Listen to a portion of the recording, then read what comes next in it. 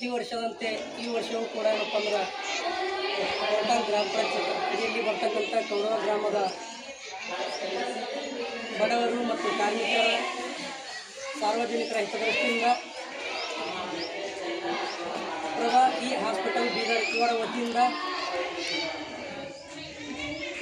ನಮ್ಮ ಕೌರವ ಗ್ರಾಮದ ಜನತೆಗೆ ಅನುಕೂಲವಾಗುವ ದೃಷ್ಟಿಯಿಂದ ಕಣ್ಣಿನ ಶಸ್ತ್ರಚಿಕಿತ್ಸೆಯಾಗಿ ಅಥವಾ ಕಣ್ಣಿನ ಒಂದು ತಪಾಸಣೆಯನ್ನು ಮಾಡೋದಕ್ಕಾಗಿ ಇವತ್ತು ಪ್ರಭಾ ಹಾಸ್ಪಿಟಲ್ ವತಿಯಿಂದ ಬಂದಿರತಕ್ಕಂಥ ಎಲ್ಲ ನಮ್ಮ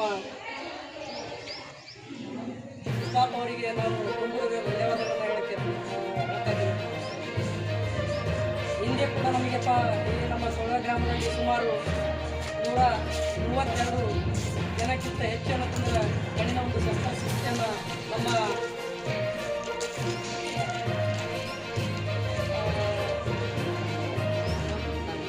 ಕಾರ್ಮಿಕ ಇಲಾಖೆ ವತಿಯಿಂದ ಮತ್ತು